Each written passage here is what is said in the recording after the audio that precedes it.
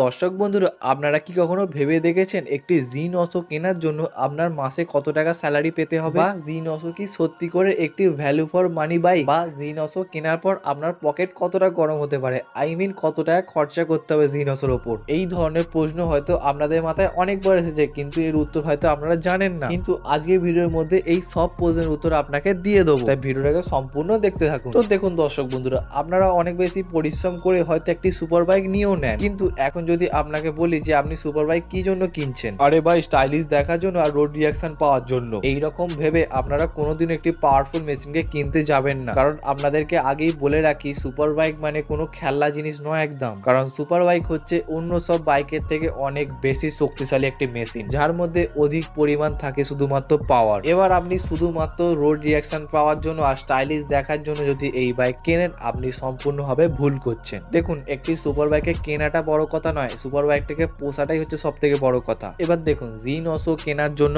আপনার monthly salary কতটা হওয়া দরকার। দেখুন, একটি জিন অসো প্রাইস হচ্ছে 9,11,000 টাকা। এর সাথে আপনাকে দিতে হবে আরটিও, যেটা হচ্ছে 72,880 টাকা। এর সাথে আপনি ইন্স্যুরেন্স যোগ করে নিন, যেটা হচ্ছে 32,135 টাকা। মানে বাইকের টোটাল প্রাইস হচ্ছে 10,16,000 টাকা। এবার আপনি যদি 3,33,000 টাকা ডাউন পেমেন্ট করেন, লোন অ্যামাউন্ট হিসেবে বাঁচছে আপনার 6,83,015 টাকা। এবার এই টাকাটাকে আপনি শোধ করার জন্য 9% ইন্টারেস্ট রেটে 3 বছরের জন্য, তাহলে আপনাকে মাসে 21,720 টাকা দিতে হবে। এবার আমি অনুমান হিসাবে গাড়ির মধ্যে ধরে নিচ্ছি প্রতি মাসে 3 থেকে 4,000 টাকা তেল লাগবেই, তাহলে এই মাসে খরচটা হয়ে গেল 24,000 থেকে 25,000 টাকা। মানে এবার আমরা সাংসারিক জীবন এবং বাইকের লোন সবকিছু মিলিয়ে আপনার মাসে স্যালারি হওয়া দরকার 95,000 থেকে 1 লাখ টাকা। হ্যাঁ, এবার যদি আপনিও আমার মতন বেকার হওয়ার মাথার ওপর কোনো চিন্তা নেই, তাহলে আপনার মাসে স্যালারি হওয়া দরকার 30 থেকে 35,000 টাকার মধ্যে। তবে এইগুলোর সাথে বাইকের মধ্যে আছে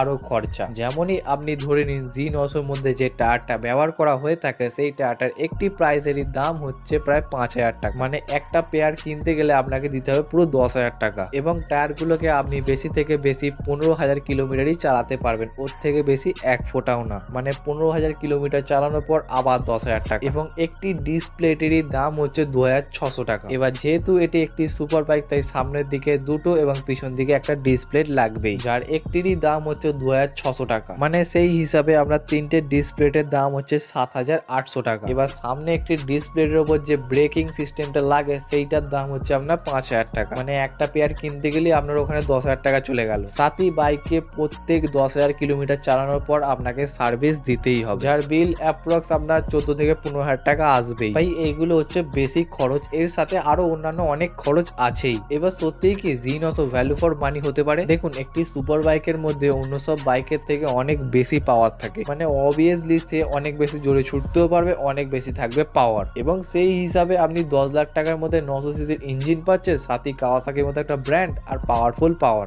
হয়তো অনেক খরচা বেশি হয়, কিন্তু অন্য সব বাইকের থেকে এই বাইকটা সব থেকে বেশি ভ্যালু ফর মানি হবে। তো আশা করি আপনাদেরকে বোঝাতে পেরেছি। ভিডিওটাতে ভালো লাগলে শেয়ার, সাবস্ক্রাইব আর লাইক করতে একদম ভুলবেন না।